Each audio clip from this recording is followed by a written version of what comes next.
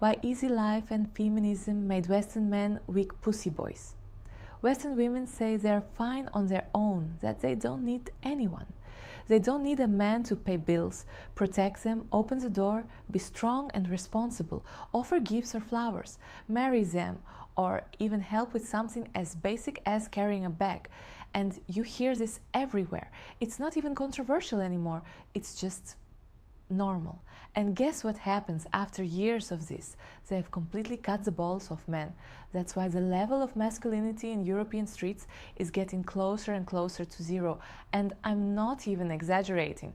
You can literally feel it when you walk outside. Think about it for a second. Every rule that's being pushed right now is designed to stop men from acting like men. You can't flirt, it's harassment. You can't approach, it's creepy. You can't insist, it's pressure.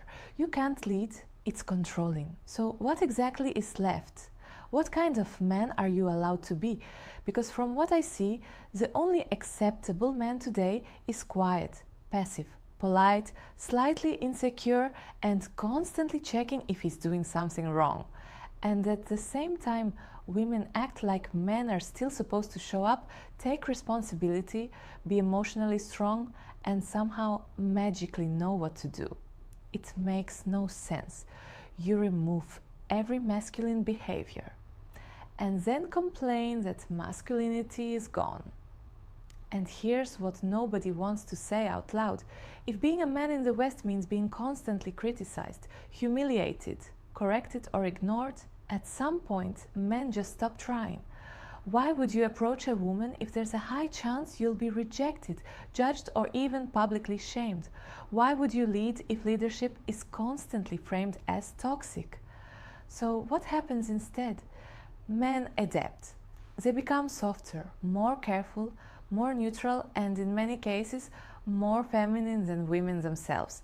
And then people act surprised when relationship dynamics completely change. Because let's be honest, being with women feels like constant pressure, criticism, emotional drama, and never being good enough. Some men will choose being with men who can easily understand them. Less judgment, less expectations, less emotional chaos.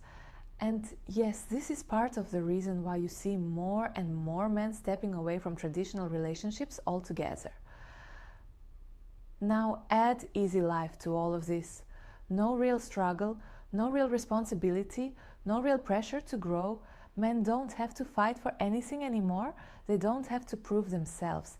They don't even have to compete, to hunt, to protect.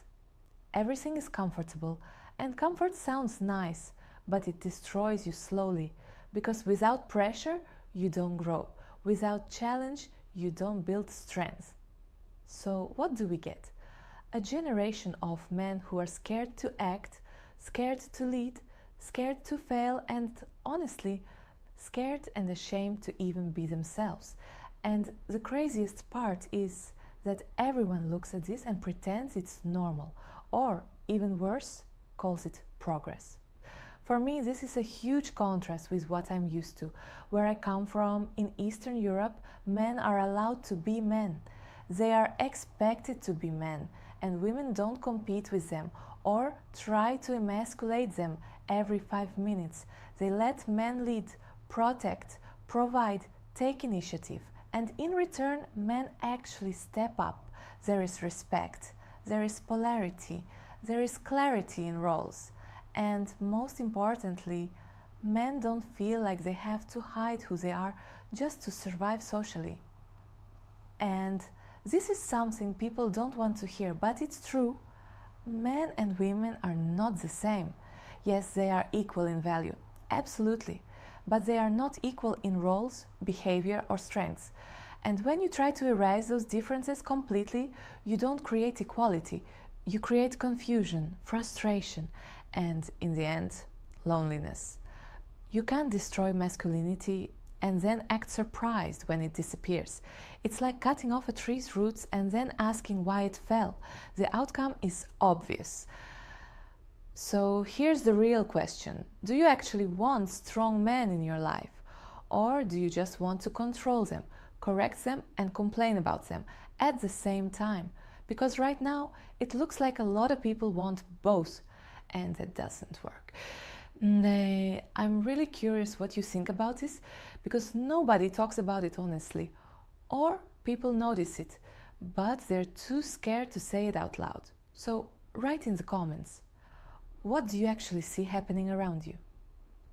And yeah, for me the difference is massive, because where I'm from, men are not perfect, but they're not scared to be men. And here, too often I just see weak, confused, scared guys who don't even know what they're allowed to be anymore.